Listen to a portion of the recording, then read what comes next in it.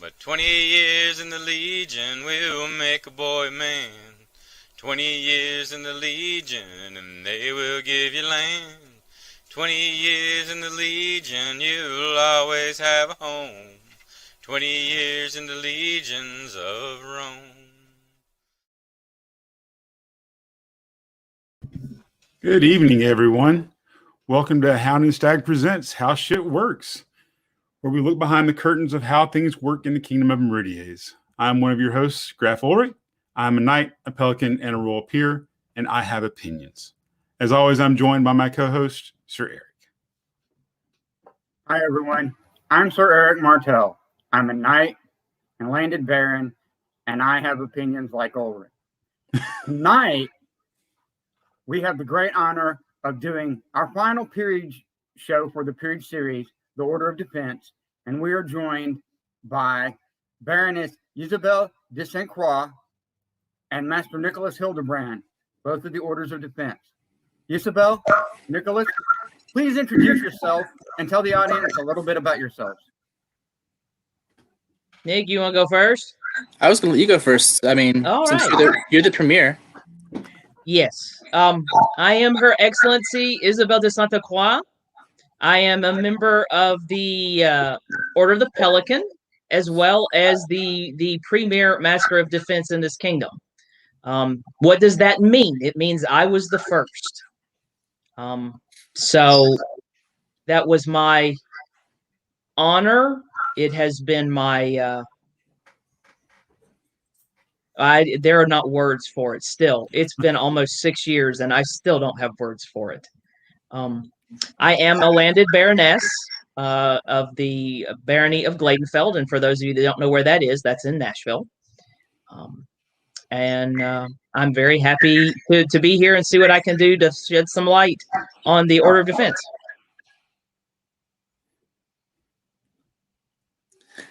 I'm Nikolaus Hildebrand. I am here in Arenal, which is Pensacola, Florida. I've been playing in the SCA since I was 14, and I'm the 7th Master of Defense of Meridies, and I'm currently our Shire's Seneschal.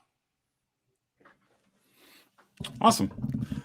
Thanks, both of you, for joining us. It's really great to have you here. It's super. And I promise, Izzy, I can say Ysabel, I can say Ysabel, but when I see your name, my tongue gets tight, and I only think, "Oh, hey, it's Izzy."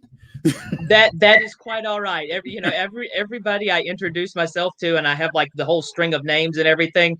I just look at them. I say, "Just call me Izzy." It's been hilarious the last 2 shows where we've. It's been my portion to announce who the upcoming guests were, and every time I see your name, I'm like, "That's not right. It's Izzy." All right. So anyway, thanks both of you for joining us. Thanks for having us. So as always, at this point, we talk about the drinking game for the night. Before I get into what the words are, I want to make sure, because we had some questions. This is purely voluntary. No alcohol is required if you don't want to drink alcohol. No drinking is required if you don't want to drink. We've had plenty of folks who just drank water, who just drank a pop. That's a Coke for all of us in the South. Anything you want. You don't have to play, but if you want to, please feel free to join us. Tonight's words for the drinking game by Izzy is period. By Nikolaus is sword. And my lovely wife, Katerina, has chosen experience because she wants to kill me. All right. So for the record tonight, I'm drinking Irish Mules, a Jameson's. I was going to drink gin and tonic, but I made one and it didn't turn out well. My stomach wasn't feeling it. Anyway, as always, we'd like to thank Between Two Peers for allowing us to be licensed franchisee of their drinking game. Let's get this thing going. So we'll go ahead and get this kicked off with the questions. If you've watched any of our previous shows, and it's perfectly acceptable to say you haven't, but if you have, is there anything that you felt like we missed in those previous shows that you'd like to go ahead and get out of the way? Having watched all 3 of the previous shows, no, I think they covered pretty much everything. With the exception of the period fighting techniques that we didn't have. I see how this is going to go. Oh, yeah. I'm drinking water or Dr. Pepper, so. But no, I think they pretty much covered the ins and outs of the meeting. I will be honest with you, when the Order of Defense was created, I believe it was a Fox's. It was a Fox's that Master Nikolai was being elevated at, and I was talking to Earl Wolfstan, and his advice to me was get some bylaws in as soon as you possibly can. And so it wasn't long after, when at Nikolai's elevation, they announced Sir Morgan as the third one, the third premier. And I asked the secretary of the Laurel, the secretary of the Pelican, and the secretary of the Knights if I could have a copy of their bylaws.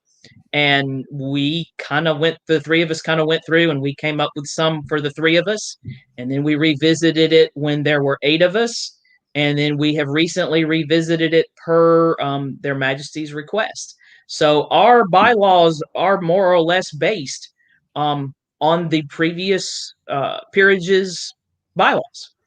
We took out the things that made the most sense to us and to what we're trying to do, and we kind of went from there. So.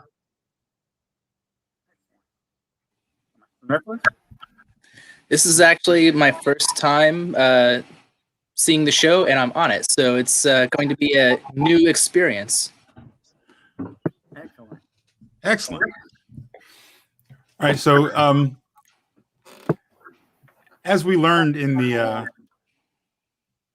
Laurel episode, some peerages have specialties. You have costuming laurels and you have costuming laurels, and you have Scrabble laurels, and you have bardic laurels, and all kinds of different things.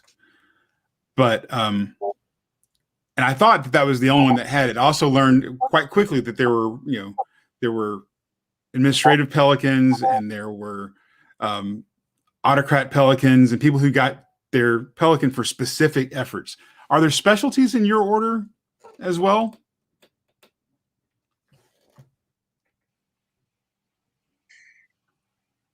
I don't know. It might be too soon to tell. Yeah. All of us bring something different to the table, and a lot of us have more leanings one way or the other as to what it is we bring to the table, and there's a lot of overlap. But I guess you could say there are people that are more rapier focused, and there are people who are more C&T focused. But all in all, I think everyone's pretty well rounded.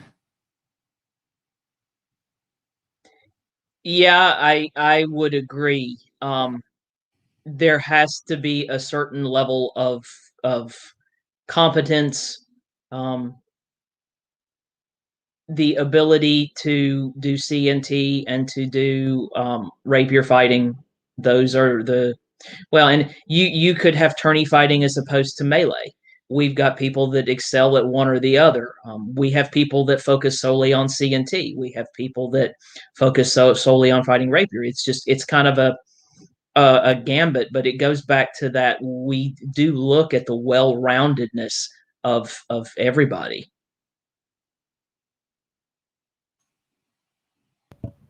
At some point for every peer, you have your first meeting.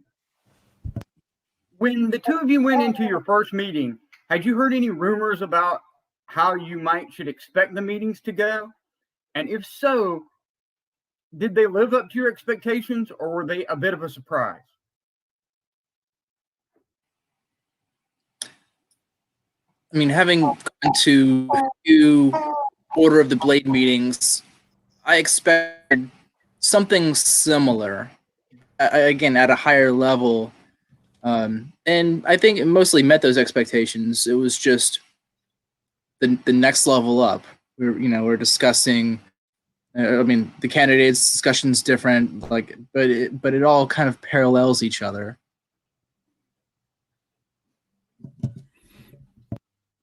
Have that experience being the first one.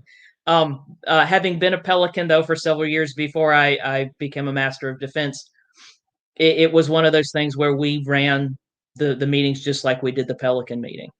Out of our first 3, we had a knight, a laurel, and a pelican.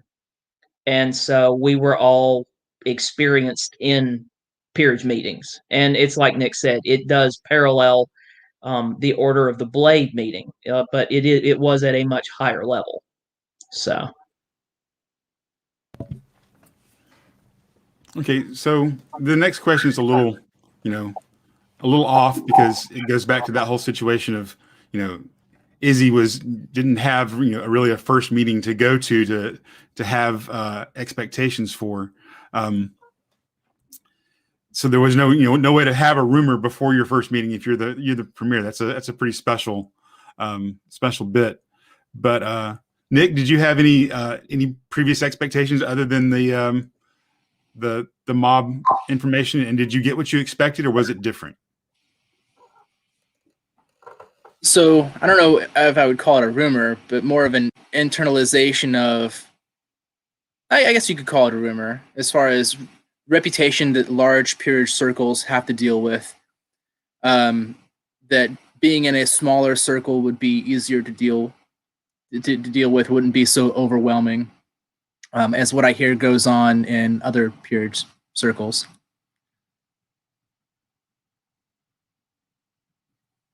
And I think that mostly lined up. I mean, I think our meetings are fairly tame, right, for the most part. All right, so you're talking to a brand new member of your order. Someone's just been put in. What's your advice to them on what to expect, what to bring? Because the Knights bring beer. Apparently, the Pelicans and the Laurel bring cookies and possibly champagne. I have no idea. Haven't been to one of those yet. What do you bring? How long is this going to take? How long is it going to run? If I am not mistaken, the first time you go to a meeting, it's scotch. Bring the scotch. Am I right on that, Nick? Again, never having been to the first mod meeting. Yeah, I was thinking, like, we haven't really established a thing like we have for the Order of the, because if you're familiar with the Order of the Blade, it's very Three Musketeers in the tradition that the new inductee brings bread and wine, or in most cases baguettes and champagne and orange juice to the Bastion at Gulf Wars. Like, that's one of our big meetings that we have. Straight out of Three Musketeers, fetch the wine. But I think if there was anything, it would probably be scotch and cigars. That tends to be the go-to. That's as far as I can think of, anyway. I was gonna say, we have a bunch of foodies in our order, so if we really want to be, we can put out a good spread for a meeting. Yeah. And the funny thing is our meetings don't really last that long. Because we are a small group, we tend to get business taken care of rather quickly, depending upon the length of the agenda. But it does go, I mean, our very first mod meeting lasted 15 minutes. So the longest, when we discussed bylaws or charter, would have taken about 3 hours, but we did that as separate and apart from an event. So actual meetings, we might go 45 minutes at the longest, unless there is something rather tedious to discuss. Most of the time, they're anything. So thank you. We're gonna take a moment, and I want to make sure that everybody understands that our show, how things work here, is about the Kingdom of Meridian. And if you're watching from out of Kingdom, your practices may be very different than how we do things here. We just want people to understand that, so they're not confused about any of the things that we covered. If you've watched any of the previous episodes, we've gone over pretty well how the meetings come to order, that there is a secretary that administrates the meetings for the Crown, covers new business and old business. are there any differences in how your order works specifically and the way we've covered with the other orders, or are they pretty much the same? Secretary, they're pretty much the same. You present the agenda to the crown and to the members. We usually open up with any business the crown happens to have. We discuss people on the watch list and go from there. The agenda is pretty straightforward. If there happens to be something specific that the Masters of Defense specifically want to work on, then that might take up some time. But it's pretty much the same basic format that you've discussed the previous 3 weeks. It doesn't vary that much, period.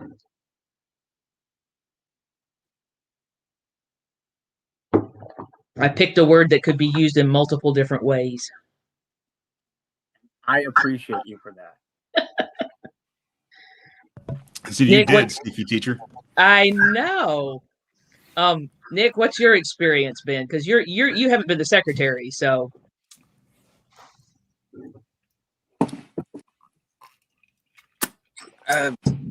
Especially for the first meeting, it was very humbling to be recognized by 6 of the most experienced,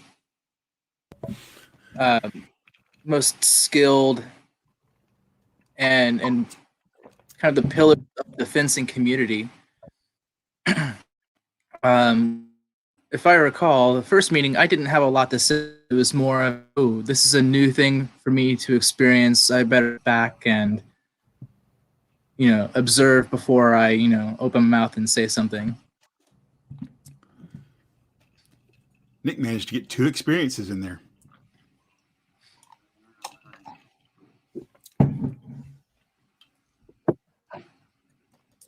All right, there you go. Yeah, there we go. When there's so few of you, it's hard to sit back and not say anything. Yeah, it's a double-edged sword. Right. Yeah. It's one of those things that, and I'm sitting here thinking about everybody. We all had been members of the Order of the Blade and had come up together in the rapier community in Meridies and built it to what it is today. And so we already had that rapport and that working relationship. So it really didn't, these men are my brothers. I would go to bat for any one of them. They would go to bat for me, I believe. And it's one of those things where, I can't say, I could probably say bad things about everybody and myself included. But why? Those men helped create what is the Meridian mod today. And not just Meridian mod, but the rapier community as well. If it hadn't been for some of the hard work that those people put into it, I don't know where we would be. Yeah, I got really serious really quick. It's okay. Soapboxes are fine. Don't discount yourself. It's one of those things where, and I'm trying to figure out how I want to go with this. The meetings themselves are like family. But again, we're small enough to where we've got that option. And so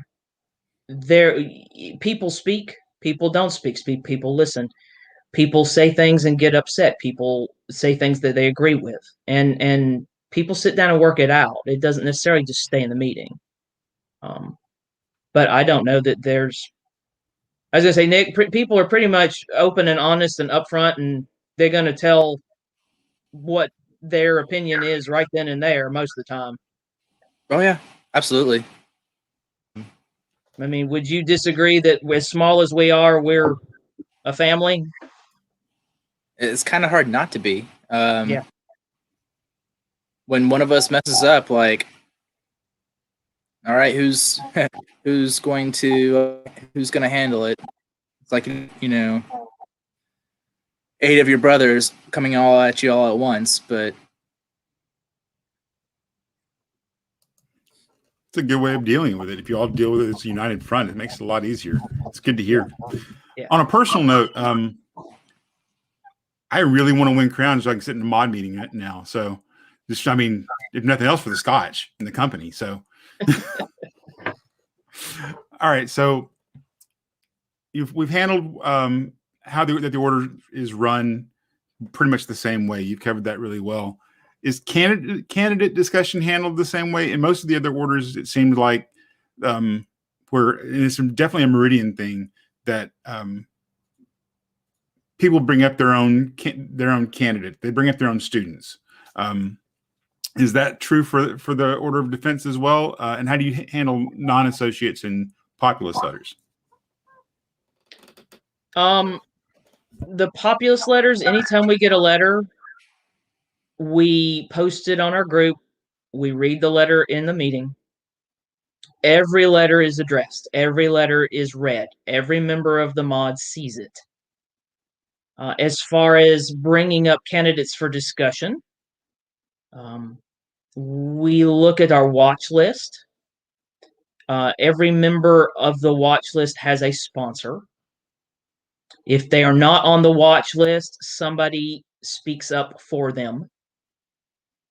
So there is a voice for every single individual in the discussion. We make sure that nobody goes without a voice. And in most cases, again, it goes back to that small order. There's more than one voice that speaks for a candidate. And so it's one of those things where we bring them up, or we may go to the person's sponsor and say, hey, what about your particular associate? Let's talk about him in the meeting. And it kind of goes from there. So.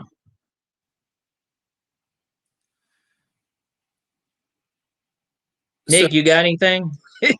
I was going to say, yeah. So I think you were talking about like bringing up your own associate. Did I like interpret that question right? As far as like some cases, it can be you don't really do that. I mean, part of that is cultural. I don't know how it works in other circles. And I think with our numbers being what they are, it's kind of unavoidable. But also because of our numbers, we're not afraid to be blunt with each other. Like, hey, what about my associate? Even if you don't think that they're ready to be voted on, what can they do? And you can get that feedback right then and there, and help direct that person where they need to go. Or even if it's someone that isn't directly necessarily yours by association. I think a very interesting thing that, as far as I know, a lot of kingdoms have had to deal with, and they've all dealt with it in their own way, are what to do with certain people in their GOA level when it was still the terminal award. Like had there been a peerage for it then, they probably would have been inducted. And so we have a lot of these people who are these huge pillars of the community, who might not necessarily be voted on today because maybe they got old or injured or they've stopped playing. And so every once in a while we'll see letters, or we'll get letters, or we'll hear about people like, hey, what do we do about this person?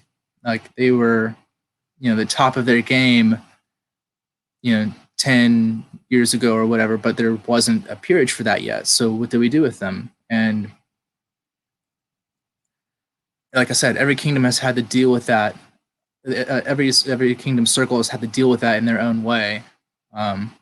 So it's been interesting, like as far as like how to deal with stuff like that, in as far as candidate discussion, because it's not always your own people. It's a lot of times, sometimes it's the people who brought you up where you are.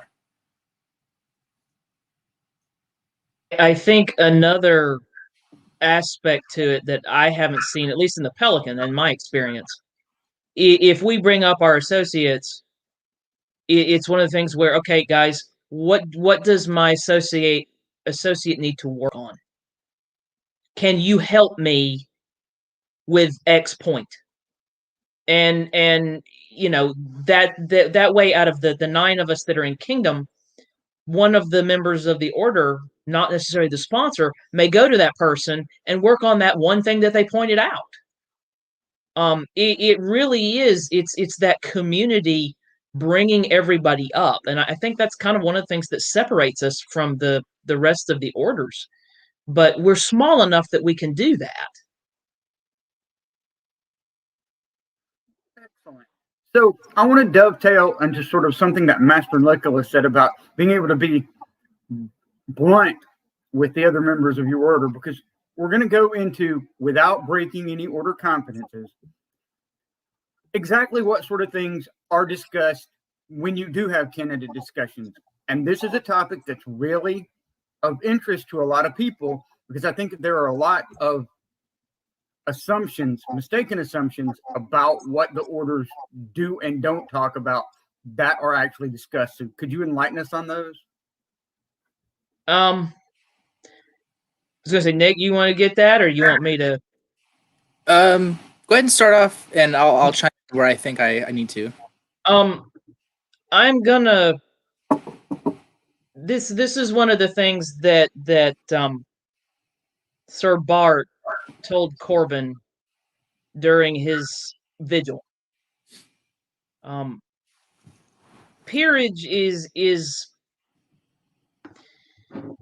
a cup, and it's what's inside. And Ulrich knows where I'm going with this. Your cup may be your fighting, whether it be with sword or shield or spear. And the POQs are what's inside. If you have the fight, but you don't have the PLQs, the other things that you need to be a peer, then it's an empty cup. If you have all of those wonderful things, those wonderful PLQs, those qualities that make you a peer, but you don't have a cup, what you have is a mess. You don't have the container to hold what's there. One of the first things we look for is, do they have the fight? And then we go, okay, what's left? Or they have the PLQs. What can we do to get them to where they need to be with their fight? I think that is probably the most. Thank you, Sir Bart. We use that at every vigil talk we have. It's the best way I know to describe it. So, Nick, I've never been a fan of the cup and liquid analogy, and I don't know why. So when I get a better answer, when I sit down and think about it, I will actually come up with a good reason why. But at the same time, I can't really disagree right now, because those things are important. And yeah, you mentioned what I said earlier about being blunt, and it's if we have to take someone off the list, and we might say why, like, well, their fight isn't there, and let's say they've taken a break from fighting, and they need to be taken off the list because that's not what we need to focus on right now. And we can very bluntly say, well, this person also fits that category. Do they need to be taken off the list too? Absolutely. If they're also in that category where maybe they've taken a break from fighting, then we need to put our focus on the person who's working toward that goal. And not necessarily just because someone gets taken off a list, that's maybe something that has a stigma on it. It doesn't mean you've set yourself back. It just means not setting yourself back in so much that you'll never get honored again, but you need to go back to your fight, or you need to figure out what your direction is. Whether it's working on a period fight or sword and buckler, just grinding for experience. That's something I think that's something everyone struggles with. We've always all had to go back at some point and and reassess our position and what we're doing and move forward. So 2 quick things that I want to cover. I made some pretty horrible faces during Izzy's comment. I had nothing. There was nothing wrong with what she said. There was nothing wrong. I was under a biological attack from my dog, so I was trying. I just don't want anyone to think that I was disagreeing or had this sour look on my face because of it. The other thing is, if you guys in the audience have any questions, feel free to put them in the live feed, and we'll try to get to them at the end of the show.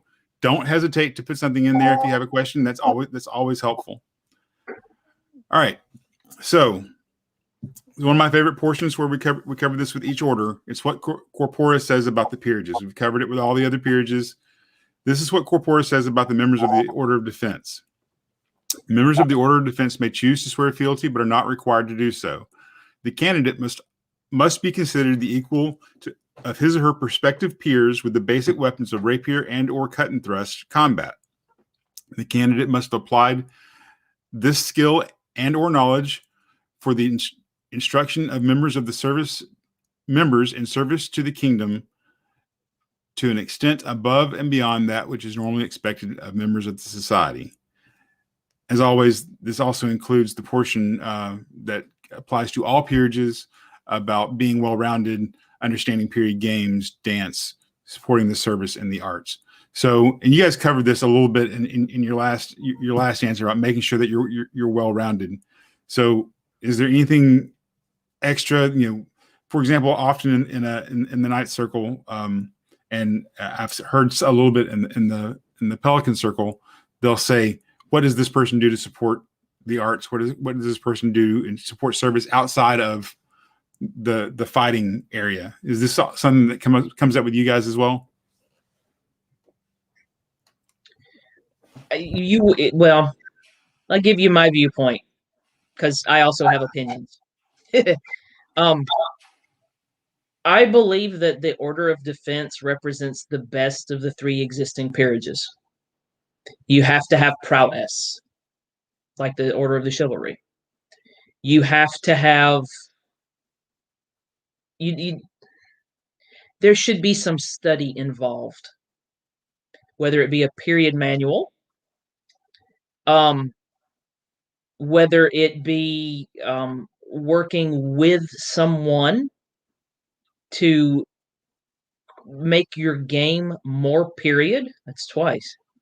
And I believe that there should also be some service to the rapier community, whether it's in marshaling or teaching. There's got to be teaching. That's one of the things that we ask up front. Okay, so they have the fight. Are they passing on what they know?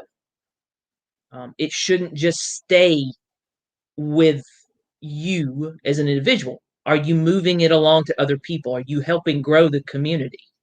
I really do believe that all 3 aspects are one of the things that we discuss frequently and often. As far as like games and dancing and chess and what have you, we dance the dance of steel with a sword all the time. So that it's ironic because one of the I was reading a list. It's actually a European period fencing group. And I was reading a list of the books that they should read from the period. That's twice now. I know I got to drink twice. And the second book on that list was a dancing manual. And, because footwork is one of the things that we pride ourselves on. But I think it's something that comes up in discussion as well, a lot. And I would even take it a step further. Are they going to develop that service, that skill, when they are a peer? Because it doesn't stop when you're a peer. It's always progressing forward. And so if their service is teaching, I use that as an example because that's the path I took, is how am I going to improve myself as a teacher? Like if I'm inducted into the Order of Defense, like they've already recognized a certain level of skill within me. But what am I going to do to build on that? Because again, it doesn't stop once you put the collar on. Or if my skill is service, how am I going to continue to serve and cultivate the next generation of not just fencers but Scadians?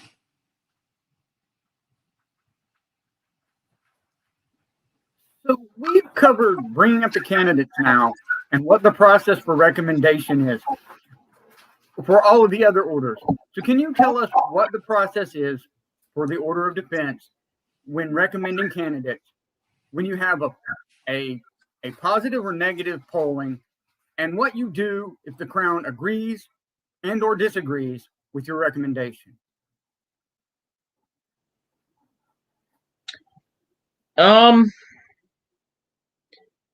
Each candidate has to go through 2 discussions before a vote is taken. I think that's pretty standard across the board.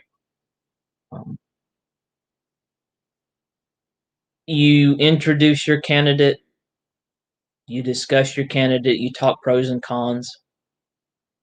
It doesn't necessarily just stop in the meeting. You might have discussion outside of the meeting with individuals.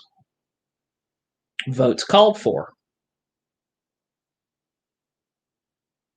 Sometimes it's yes, sometimes it's no, sometimes it's not yet. If the Crown agrees or disagrees, that is the Crown's prerogative. We advise the Crown. And I think that's something that is unique to Meridies. The Crown accepts our counsel or not accepts our counsel. If they don't accept our counsel, then we continue to work with that individual candidate. Like I said, it's pretty much just like the other peerages. We are at the Crown's not necessarily. I don't think whim is the right word.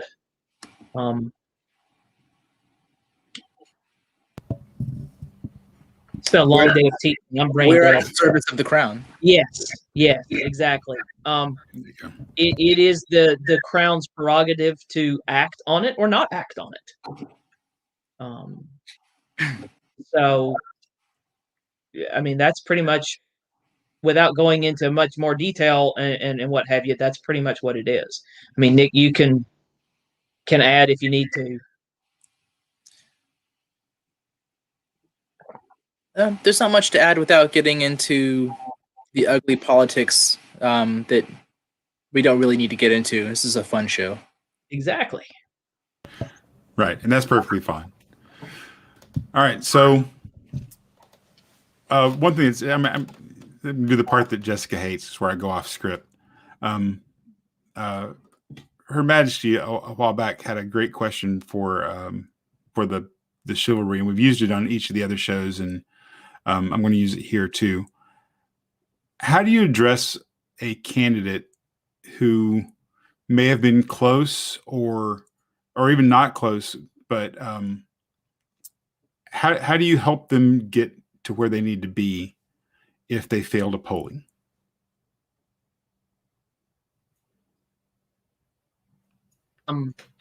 I think without letting them know that right. Everyone coming over and, hey, you really need to work on this, Bob. Right. I think it goes back to that when we get together and discuss people on the watch list and what areas do we need to focus on.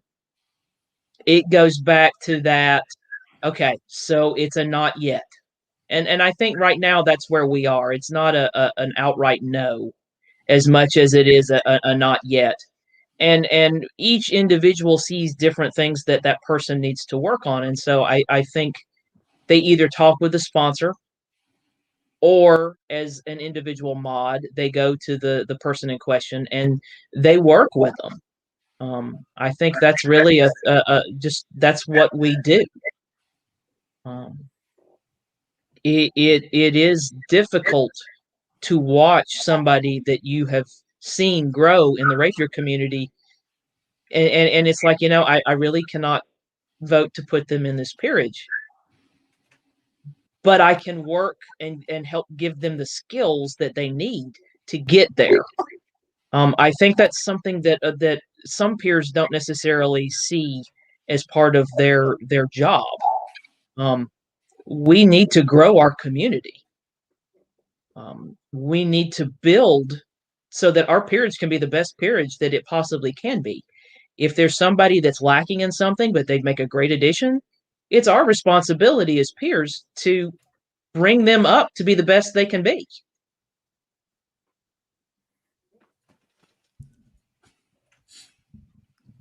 Amen. That goes for all the peerages. Amen. All right. So, other than what we've already discussed about candidate discussions and your agendas, what else will we find on a agenda for the Order of Defense at a peerage meeting? What other kind of things are you discussing other than candidates that all the orders really discuss? One of the things that, go ahead, Nick. Oh, I was going to say that the easiest answer is we do have tournaments that we sponsor, and an event. Our main event is Meridian Challenge of Arms, and so that's definitely always on the agenda. It's either the after action report or the planning. It's going to be one of those two things almost every meeting. Another thing that has been on the agenda that we started, and unfortunately it kind of fell by the wayside. The order, again, being as small as we can be, we have this option. We try and pick a small event that has rapier at it that we all try and go to, and try to support the rapier at that small event. That has come up a couple of times. Even if it meant traveling all the way from Nashville all the way down to the Panhandle of Florida, we would do so, because that's what the order should do.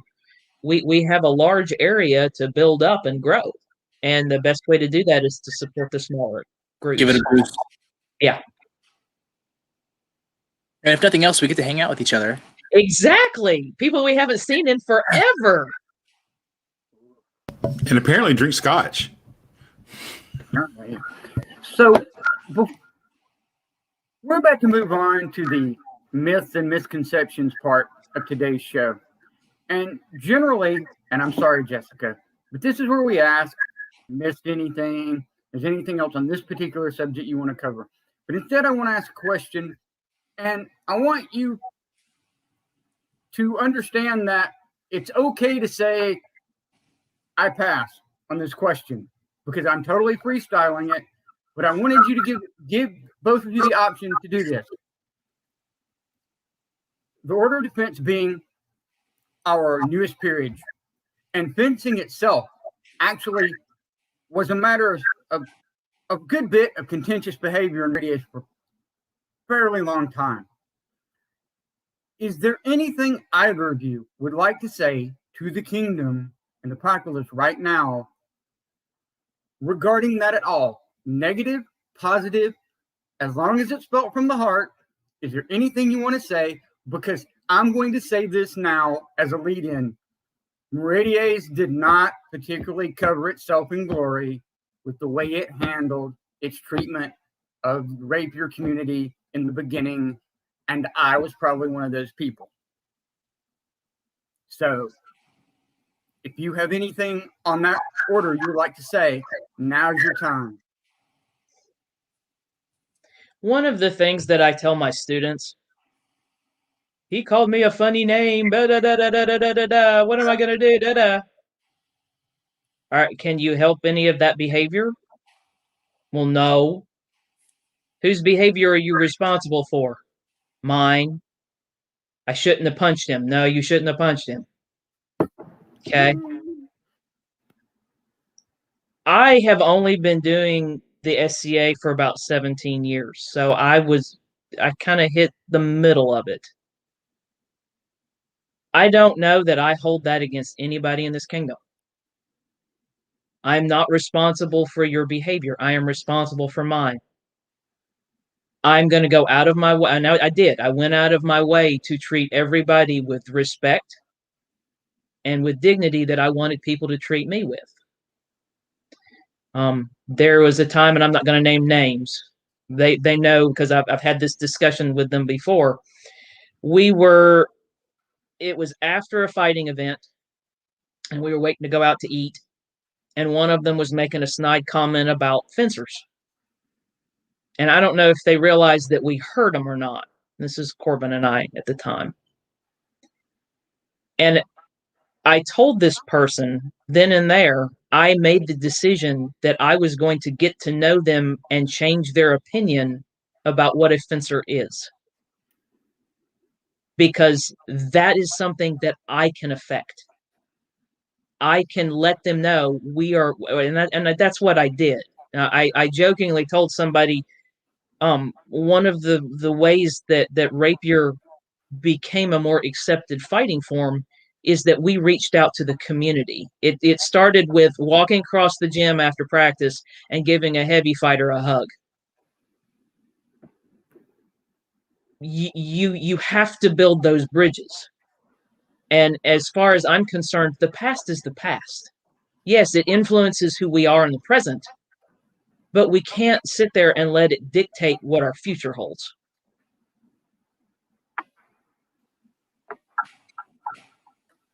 Yeah, that's what I was gonna say. It's like it's in the past. It matters most to the people it affected, and the ones that held on to it the tightest, unfortunately, no longer play. That is unfortunate.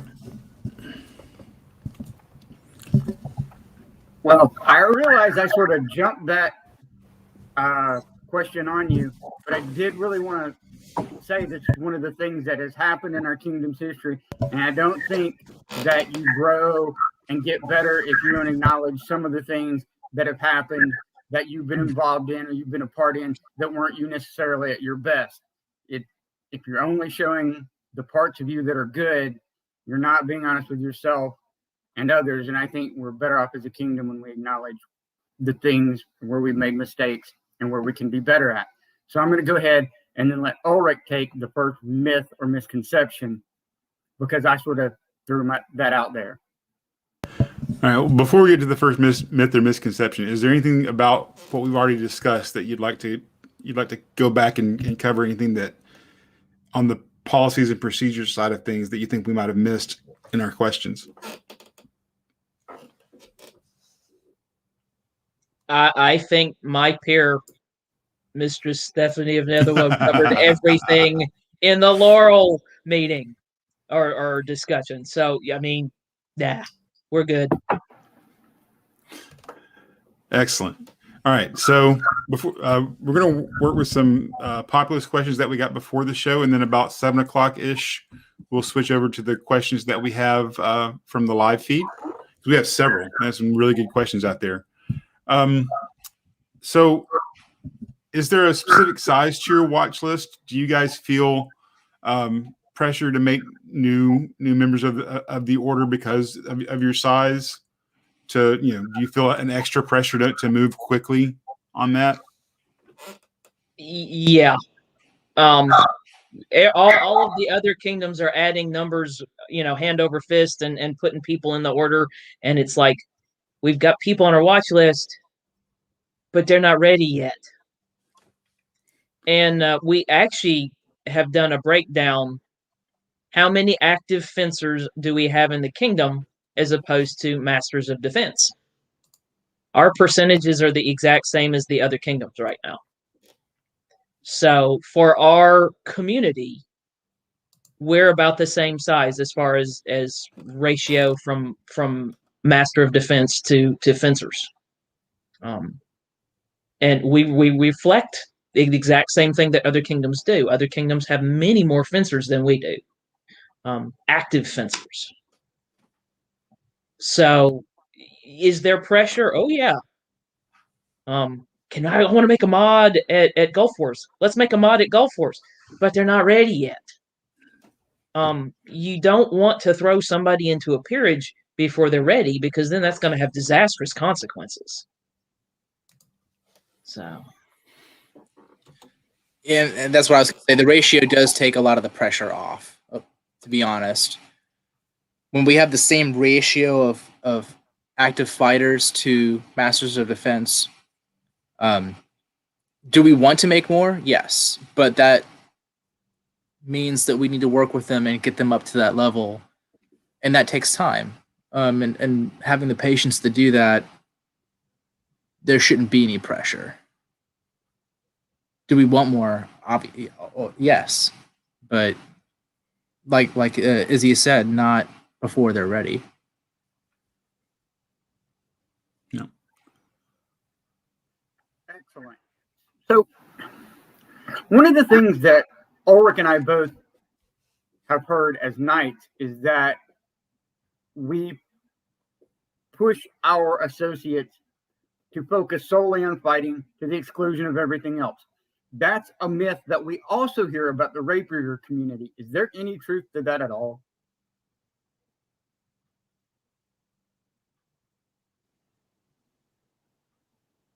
I think it goes back to that well-roundedness. I have heard in the last 3 shows, if we drop them in the middle of nowhere, would they be able to start a group? Yeah. I think we encourage anybody in the rapier community, not just people on our watch list, but anybody on the rapier community. Hey, you know what? They need help setting up for court. Let's go help them set up for court. Or, hey, you know what? The Order of the Blade has sponsored a scroll competition at Coronation. Let's go look to see which one has the best sword drawn on it. So I think we as a group go out of our way to support not just the fencing community. Yes, they do need to get out and fence. They do need to make sure that the masters of defense see them fencing, but we also encourage them to do other things than just stay on the field the whole time. So I'll be silly for just a second. I'm like, Nicolo, if you're watching this, you need to do something other besides fence. You need to skill. You're a pretty good fencer. You could be better, but you really need to work on developing more skills than just fencing. I love you guys. But to be serious, like, it can be paradoxical because we want you to be the first one on the field and the last one off, but then you also have to do service. You have to develop some A&S skill, and you need to do this and that, and you need to be helping set up the field and helping break down court. Like, peers will pull and push you everywhere, and you just have to know how to take it and where to focus your attention at any given time. And it can be really stressful to be an associate, but at the same time, like, we are first and foremost a fighting order, but yes, you do need some other skill. You need to bring something to the table other than your sword. I see what you did there, right at the very end. Well played, sir. All right, so this isn't one that we get in the chivalry side of things, because we're such a freestyle game on our side. So are you required to have a period fighting style to be elevated to the Order of Defense?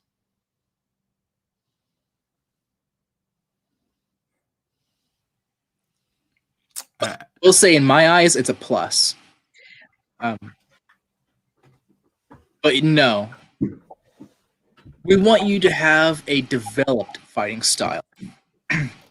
I like Master David. If you get him talking, he's like, well, and I will not speak on behalf of him, but I will speak about him. He is a very skilled fencer, and when you're not able to land a touch on him, it doesn't mean you're a bad fencer, but he will watch and see how you adapt to that fight. And if you can pull out more than just one attack, if you can show him that you can learn and adapt, and you can be developed beyond just like a one-trick pony where you do one attack and it seems to work for you.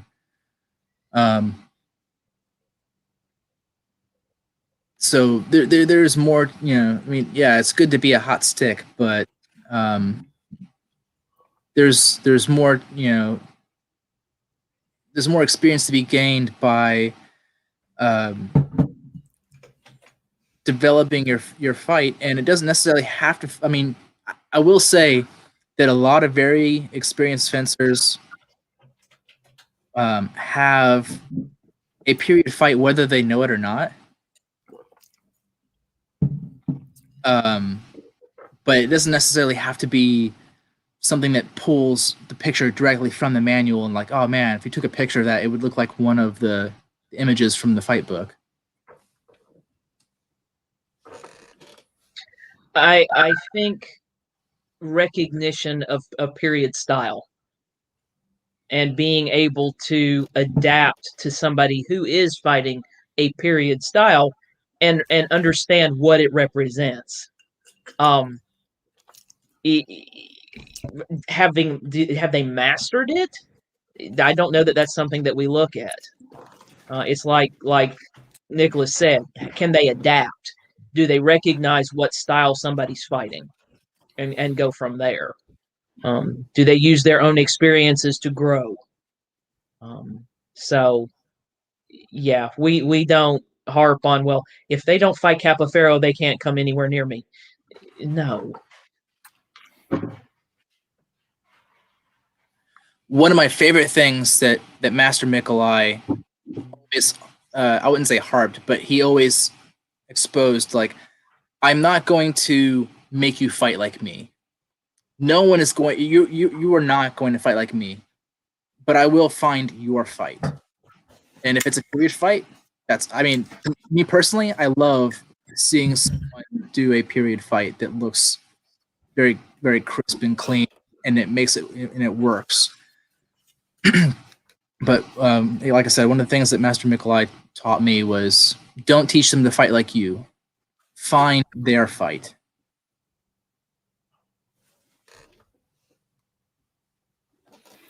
Just on a personal note, I'd like to say I'm oddly tickled that you use the term hot stick even for hot rapier fighters. That just amuses me on some weird level. So now that we've gotten that bit of joy, let's move on to a question that is really very interesting to me. Tell us about elevation ceremonies and prizes, and particularly how this developed.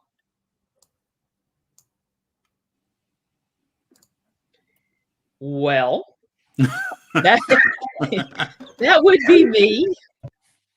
When we developed and got things put into place,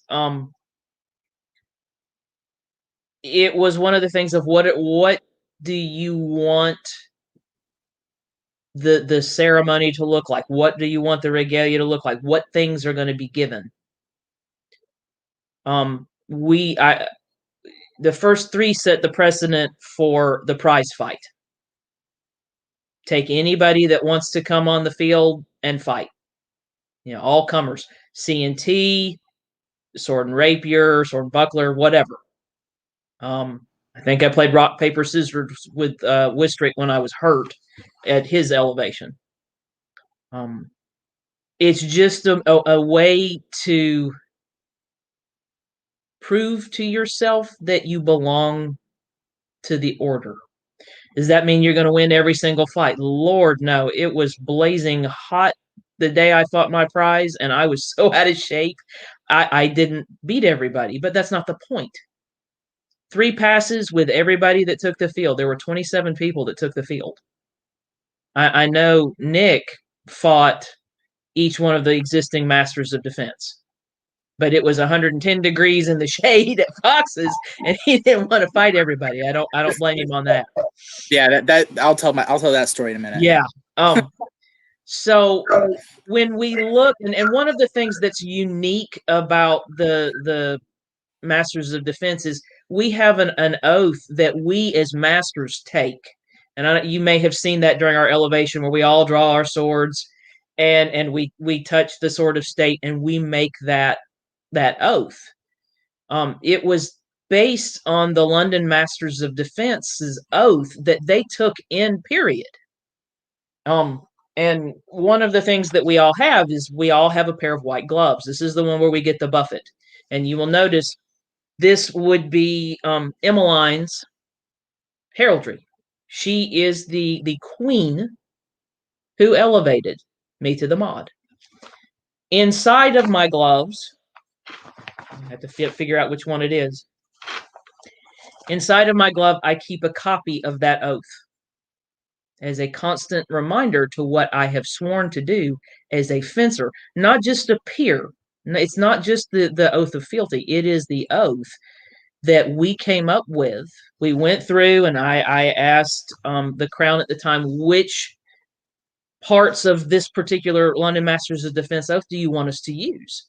And they went through and highlighted the things that they thought were appropriate. And that's kind of where this oath came from. So anytime you see at an elevation, deliver the Meridian Masters of Defense oath, that's what it is. That's where it came from. Then we have the cloak. Then we have the baldric. And not everybody gets a baldric. That's kind of a personal preference. The cloak is something that everybody does. And it does tend to reflect the period that their persona is. And then there's the sword. So when we created the ceremony, it was about things that were important to the moment, things that were, again, influenced by the London Masters of Defense, things that we thought were important enough to include, like the cloak. Cloak is a fighting style. And it kind of went from there. Everybody doesn't have the regular half-circle cloak. Some people have what we would consider an overgarment. It just depends upon what they think best fits their style. For the record, you managed to get 4 swords into that answer. That was impressive. You're welcome.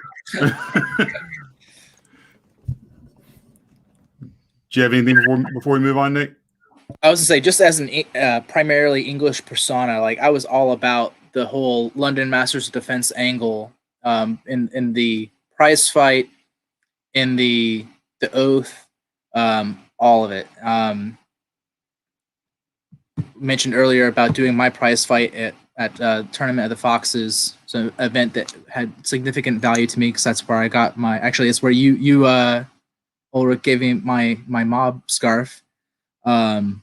And it's like, yeah, I want to do my prize fight there. And the fun thing about my prize fight, it was not just that I got to fight all of the Masters of Defense at the time, and then also the king, but it was also a matter of court business, which was sort of like last minute, like this is what's happening. Like, oh, because I was just going to do a prize fight and take all comers. And they're like, no, we're doing this now on the field, so we're going to do a quick prize fight for you, then we're going to go straight to the elevation. And so I felt the icy hand of death on my shoulder in the middle of the summer, blazing heat, and then the cloak came on my shoulders, and that was a fun experience.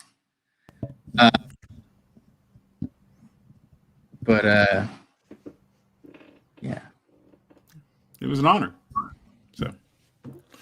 All right, so we have more myths and misconceptions, but we're at 7:00, and we want to make sure we get to the live feed questions, and then we had plenty of those. So the first one we have is from Sriyazi. How difficult has it been for the rapier community to adjust to the peerage, and how do you deal with the relics of the pre-peerage days? For example, how do cadets that have a mob adjust to the peerage?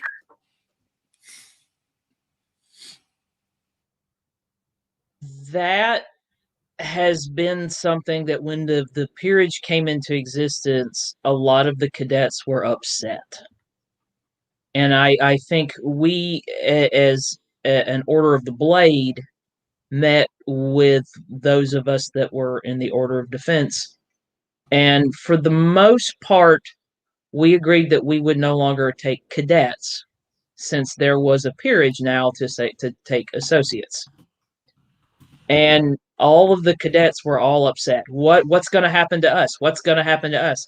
And one of the things that we made sure to reassure them, absolutely nothing. You are a cadet to that individual until you take that scarf off or until you become a member of the Order of the Blade. You have a relationship with that person that pre-exists our peerage. We're not going to do anything to take that away from you. And that tended to calm everybody down. It has been very difficult.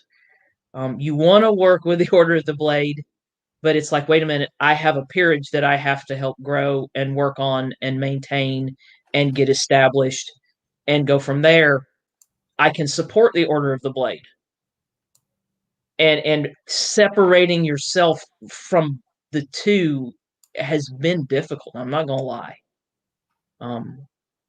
Especially for those of us that have been around for a while and watched Rapier grow in Meridies, it's been very difficult to separate one from the other.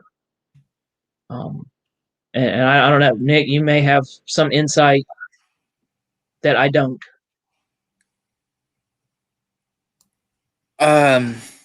Yeah, watching it grow has been interesting because, like, I remember one of my first few events. I saw you at maybe it was a Fighters Collegium, and you were already kind of one of the go-to people for fencing. And I remember, I don't remember which king it was who didn't particularly like fencing. Banned it from his presence, and it was like, okay, well, I was new. Because I had gotten back into the SCA when I was 18, and I didn't really fully understand what that meant, like why that was significant. But it was, like, okay, well, what does that mean for us? Like, does that mean we can't fence anymore or hold practices? And having people like you in that community, like at that time, again, this is 2004 or 5. And just watching it grow from there to what it is now, like now that there is a peerage.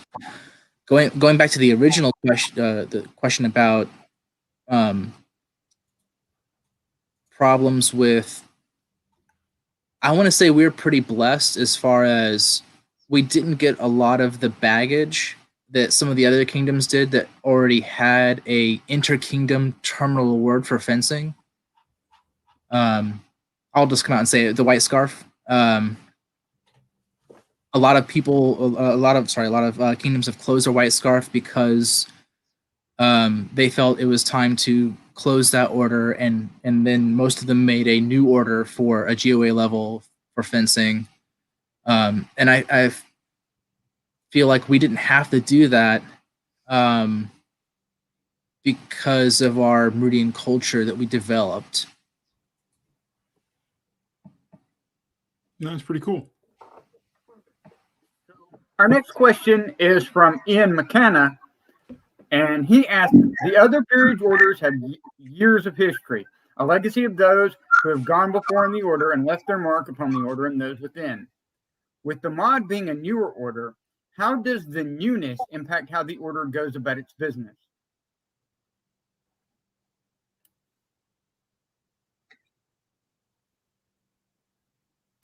I don't know that it does. And again, we are unique in that fact that we were all members of the Order of the Blade and were in leadership positions anyway. It grew from there, and now you have a separation between the Order of the Blade and the Order of Defense, where there are some things that the Order of the Blade takes care of, and there are some things that the Order of Defense takes care of. I don't know that the newness really, at least in my opinion, it doesn't. I don't see it, because, like I said, we were already doing the work of growing the community as members of the Order of the Blade. We stepped it up a notch. So Yeah, I was gonna say, as far as I can tell, the only difference is as far as meeting business goes by faster. And That's a bonus. important. All right. So this question comes from, Cyprian Andiore, David McWhorter out of Glenaubin. In Glenaubin, we've had an elevation to the orders of the Chivalry, Pelican, and Laurel in the time of COVID. Since fighting progress can't be observed, has Circle business been put on pause, or how have you adjusted?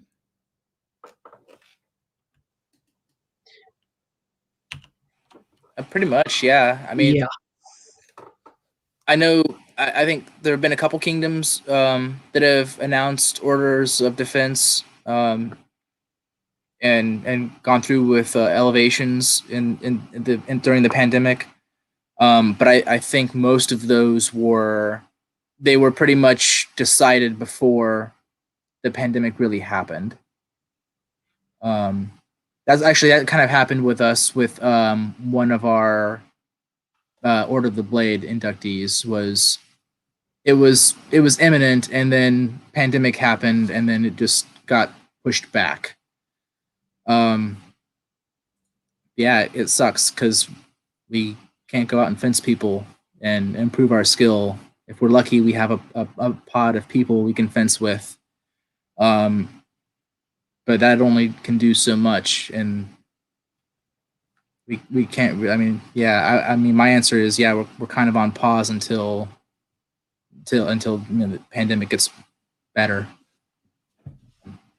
one of the things that has come up, I know, not just in Meridies, but across the mod is, how are we going to look at an associate or somebody on the watch list after we are able to come back and fight?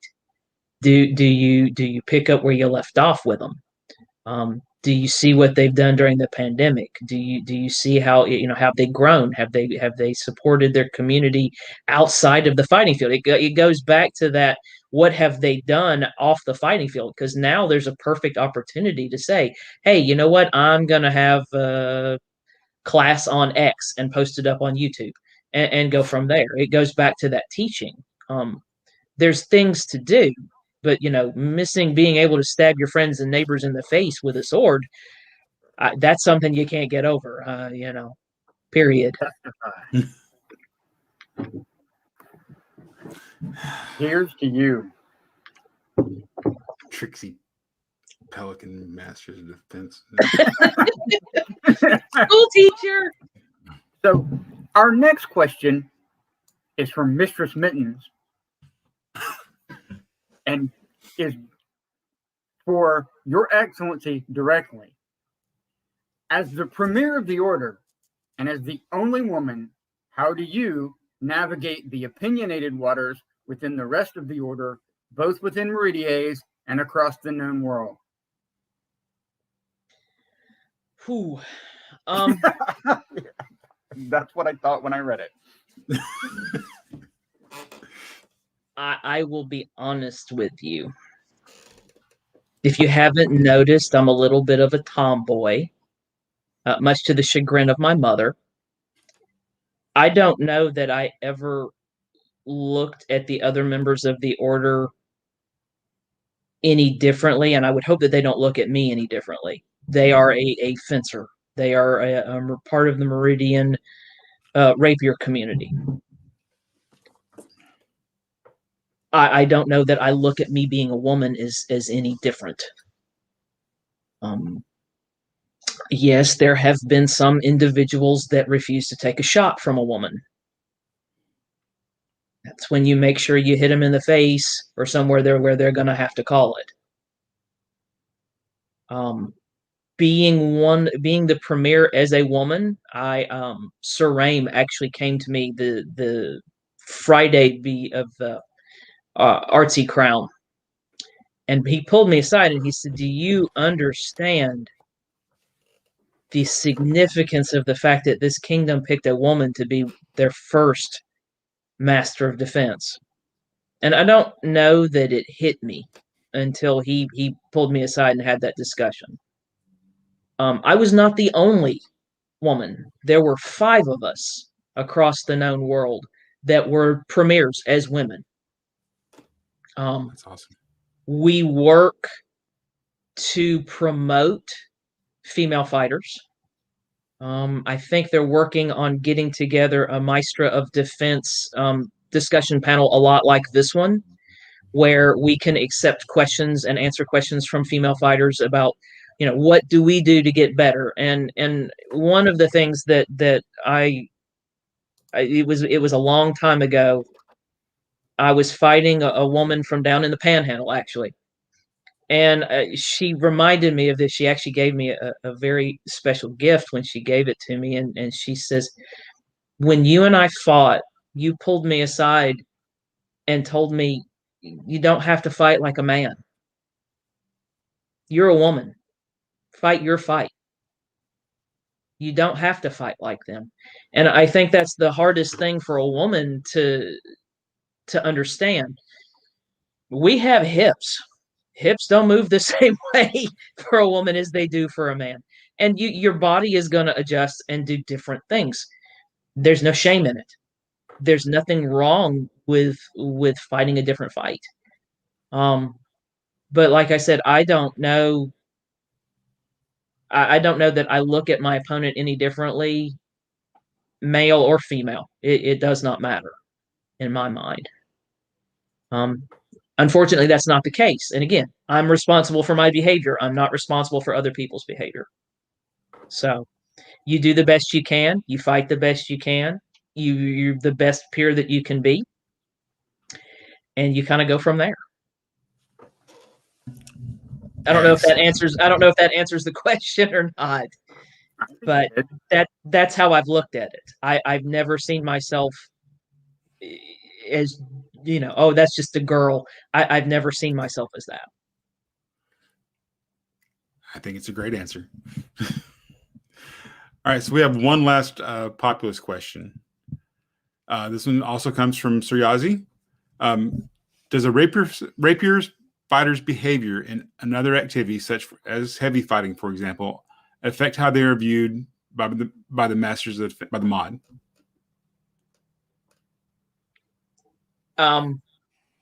Nick, you want to get this, or you want me to? I mean, I think the obvious answer is yes. We notice everything. Like, if you have a bad day and you throw your mask on the ground after a fight, it's something we're not just going to dismiss and go, "Oh, this person has a temper," but it's definitely going to make us zero in and go, "Are you okay?" And it might mean, and behavior can mean a lot of things. It doesn't necessarily mean you're mad and you had a bad day, but it could be a lot more subtle. Like, you're just not happy going to events, or you're dealing with burnout, and there could be any number of things, like as far as behavior goes. Although I do like Master Izzy's, what she's been saying all evening. You are in charge of your behavior, or you are in control of your behavior. I would say it's important to ask for help, and sometimes that can be the hardest thing to do.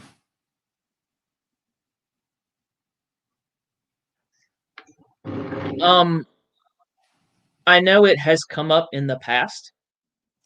This person has a problem on the heavy field, and we have discussed it from the standpoint of, and I don't know how many of y'all know this or not. There are 10 of us in Kingdom. All but 2 are authorized to fight heavy. And it goes back to that outreach. We want to be able to connect to all of the Kingdom of Meridies. And one of our queens put the challenge to both communities, authorizing something authorizing something you're not authorized in, whether it be heavy fighting or rapier fighting. We had a lot of heavy fighters come and authorize in rapier. We authorized in heavy. and it kind of has grown from there. And if somebody that's on the watch list is doing something that on the heavy field that is getting noticed negatively, that is a reflection on the rapier community, and it's something that we talk about, and we reach out to the heavy side of the field and say, hey, I need some help with X. Can you help me with such and such and so and so? What can we do to improve his, to get rid of the bad reputation on the heavy field? Because and a lot of it, Eric, goes back to that what you were saying earlier. We've had some bad blood. We don't want to continue that bad blood. So it is something that has come up in the past. Just because we don't want somebody to act one way that is not an acceptable way to act on the heavy field. It wouldn't be acceptable on the rapier field. If it's not acceptable on the rapier field, how is it acceptable on the heavy field? It's not. So, it's one of those things that we have had to work with, and I think we're going through growing pains with it. But yeah, it is something that we do discuss.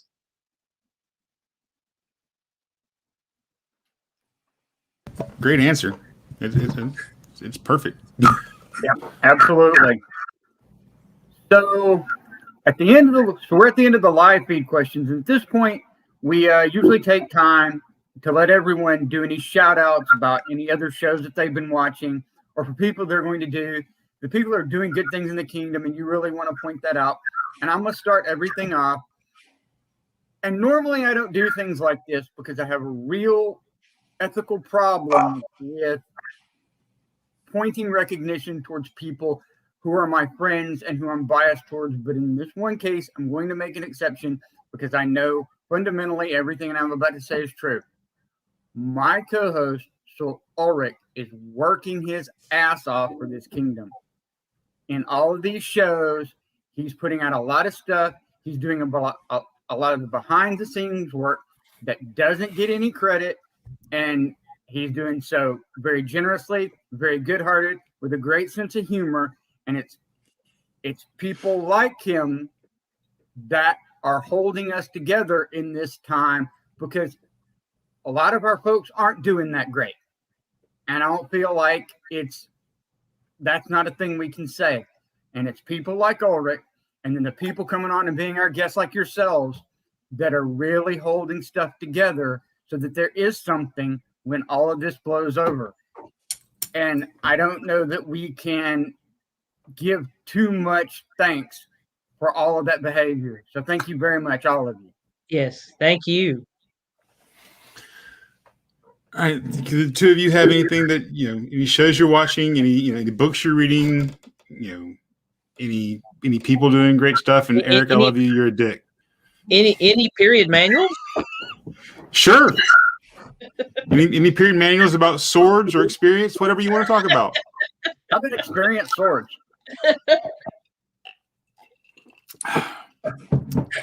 Like anything in general, or anything. It's your moment to call something out. There's a book series that you're reading, a TV show you're watching, a live feed show you're watching, anything.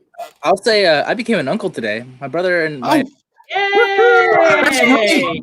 yeah. Congratulations. I usually go and do Tuesday night A&S with Ellen DeLacy.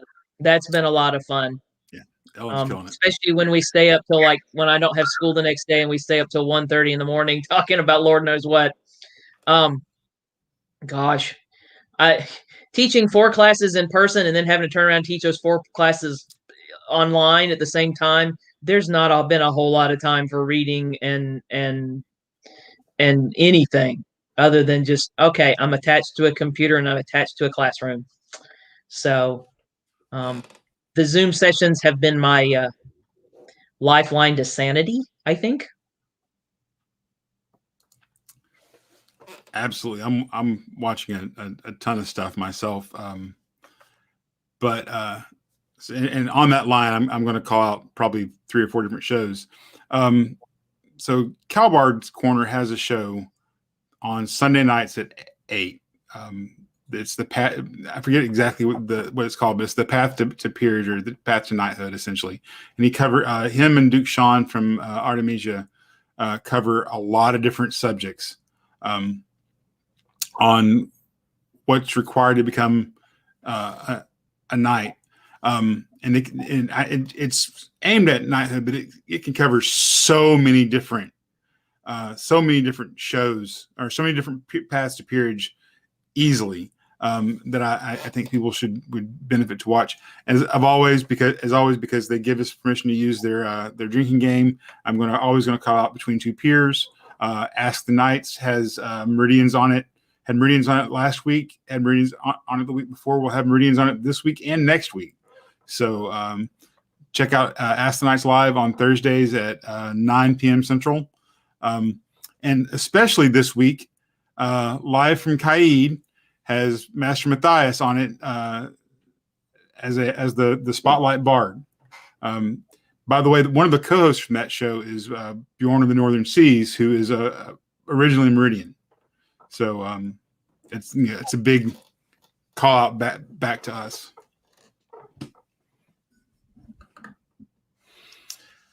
All right, so this was we kind of did this. I messed up on our show run here. And any last words before we go into the thank yous? Any last things you want to cover? This is the chance. Sword period experience. Absolutely. Well done, sir. Well done. One of the things that you also have to remember is not every Master of Defense only wears black and white. That was one of the questions that came up. That is a purely Meridian thing. For our elevation, we all decided, and it's kind of grown, we were going to wear kingdom colors. And it's a tradition. Somebody said, what are you going to do when you have an early period fencer that wants to gets elevated into the mod? And they said, so it's an early period fencer. Who cares? They got to wear black and white. And white. And we are the only kingdom that has worn kingdom colors as an order on our elevation. That's so awesome. It's one of the weird eccentricities for Meridies. Right quick, I want to do something. I want to make this, since we were using the word tradition a lot there on that last little bit, I'm going to make this a tradition at the end of every show. This mug is from Ashton Griffin. If everyone could hold up your mug and tell us where you got your mug, if you know. This is Lobster Rose. This was a gift. Oh, and I have one of those. Those are my favorite whiskey glasses. We'd like to thank both of you for coming. It's really important, I think, to people to be able to see the members of the peerages and other people throughout the kingdom during this time and learn from them when we're feeling really disconnected from each other. So thank you very much for coming tonight. We'd also like to thank Her Ladyship Jessica Vosper, because honestly, if it weren't for Jessica, Ulrich would have already gone mad from the technical demands and probably driven down to Birmingham to kill me. We'd like to thank Mistress Adriana, Her Excellency Katerina, who keeps us on time, does so much more, and also probably hears Ulrich swear about me a lot. We'd really like to thank Lord Kikuchi, or as I like to refer to him, Kimchi. Either way, he's been very helpful with technical details, and we really appreciate it. And most importantly, we'd like to say thank you to our audience. And we say this every night, and we know sometimes that it sounds mechanical because we're trying to get everyone, thanks to everyone who really plays a part in this show. But it's really true. There's no point in doing this without the audience and the people who are watching, because that's how we're going to tie into each other until the vaccines kick in and we can get back together again and stab each other in the face. And until then, I look forward to seeing you guys every time we come out here, and I hope you do us the honor of being with us. Absolutely. The only reason we do this is to help keep the kingdom involved and engaged, and to try and try and tide us over until we can actually see each other at events and hug each other, and then, you know, put on armor and stab each other and hit each other and everything in between. So next Monday's episode, we'll start a new series for us on the Kingdom offices. Next week is the Kingdom Seneschal, and we'll have Mistress Mittens and Sir Griffin. Remember, all shows are at 6 p.m. Central. So now for the boilerplate.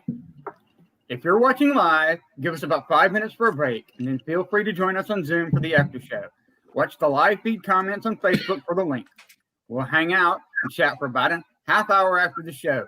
The reality is, at no point have we ever only gone a half hour, but we are contractually obligated to be there for that half hour. Graf and Katarina will post it nowish.